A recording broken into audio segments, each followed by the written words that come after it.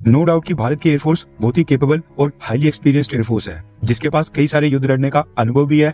और भारत पाकिस्तान ने जितने भी युद्ध लड़े हुए हैं उनमें इंडियन एयरफोर्स ने हमें कभी भी निराश नहीं किया है। लेकिन मसला यहाँ पर है टेक्नोलॉजी का और उसके साथ साथ एडवांस कैपेबिलिटीज वाले फाइटर जेट्स का।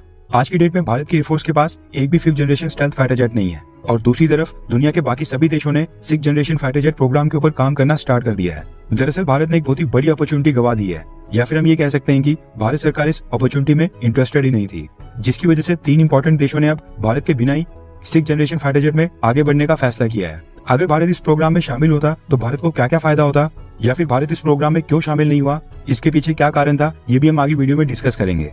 लेकिन सबसे पहले हम टाइमलाइन के ऊपर नजर डालते हैं। यहाँ पर बात हो रही है ब्रिटेन, इटली और जापान की। ये तीनों देश आज की डेट में 5th generation stealth fighter jet पहले से ऑपरेट करते हैं। ब्रिटेन को अपना पहला F-35 साल 2012 में मिला था। साल 2015 में इटली ने अपने F-35 को अपनी फ्लीट में कमीशन किया था और साल 2018 में जापान की सेना में भी F-35 स्टेल्थ फाइटर जेट शामिल हो गया था। अब क्योंकि तीनों देशों के पास एक 5th generation stealth fighter jet आ गया था, इसलिए तीनों देशों ने 6th जनरेशन फाइटर जेट बनाने के ऊपर विचार किया। भारत के साथ हम अभी कंपैरिजन ही नहीं कर रहे हैं, क्योंकि इंडियन एयरफोर्स अभी भी 4th generation fighter jet operate कर रही है और अगले 8 से 10 सालों के बाद कहीं जाकर हमें अपना पहला स्टेल्थ फाइटर जेट मिलेगा।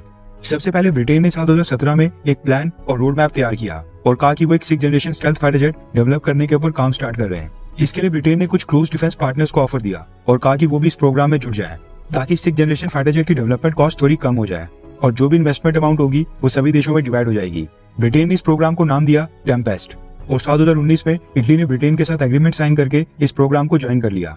और उसके बाद साल 2021 में न्यूज आएगी ब्रिटेन और इटली ने आपस में मिलकर जापान को ऑफर दिया और जापान जो साइड के ऊपर अपना खुद का स्टेल्थ फाइटर जेट डेवलप कर रहा था, उसने अपना वो FX फाइटर जेट प्रोग्राम इस टेम्पेस्ट फाइटर जेट प्रोग्राम के साथ मर्ज करके जापान ने भी इस 6th generation stealth fighter jet programme को ज्वाइन कर लिया है। ब्रिटेन स्टार्टिंग से चाहता था कि भारत भी इस टेम्पेस्ट प्रोग्राम को ज्वाइन कर ले।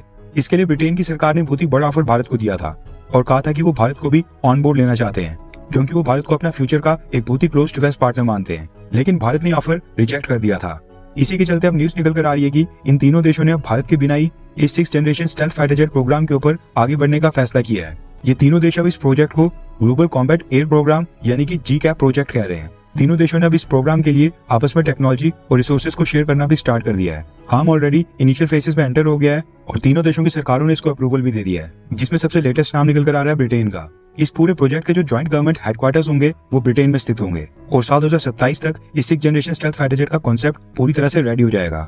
इस पूरे प्रोजेक्ट में प्राइवेट कंपनीज को भी शामिल किया गया है। ब्रिटेन की रोल्स रॉयस, इटली की लेनार्डो एरोस्पेस और जापान की मित्सुबिशी हैवी इंडस्ट्रीज नाम की तीनों कंपनीज इस पूरे प्रोजेक्ट में मेजर पार्टनर्स होंगी। ये तीनों मिलकर ये 6th generation stealth fighter jet develop करेंगी।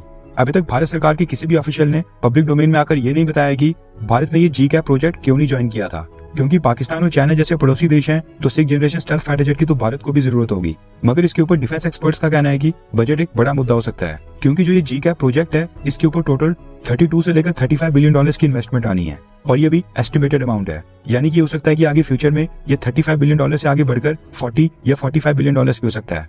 अगर भारत आज भी ज्वाइन करता तो भारत को अभी भी 8 से 10 बिलियन डॉलर्स का कंट्रीब्यूशन देना पड़ता, जो कि आगे चलकर 10 से 15 बिलियन डॉलर्स भी हो सकता था। और ये 10-15 बिलियन डॉलर्स देने के बाद भी भारत को फुल ट्रांसफर ऑफ टेक्नोलॉजी या कंप्लीट इंटेलेक्चुअल प्रॉपर्टी राइट्स कभी नहीं मिलते, जबकि भारत चाहता है कि हम मेड इन इंडिया के तहत ही 5th या 6th जनरेशन के future fighter jet programme Bharat में बनाए, हमें खरीदना ना पड़े। ये GCAP तो खैर 6th जनरेशन फाइटर जेट है, लेकिन जो भारत का 5th generation AMCA fighter jet होना है वो भी साल 2030 से पहले एयरफोर्स को नहीं मिलने वाला है। ऐसे में आपको क्या लगता है कि या भारत की सरकार को अमेरिका या फिर रशिया से एक 5th जनरेशन का स्टेल्थ फाइटर जेट परचेज करना चाहिए, हाँ या फिर ना? नीचे कमेंट करके अपनी राय जरूर बताएं।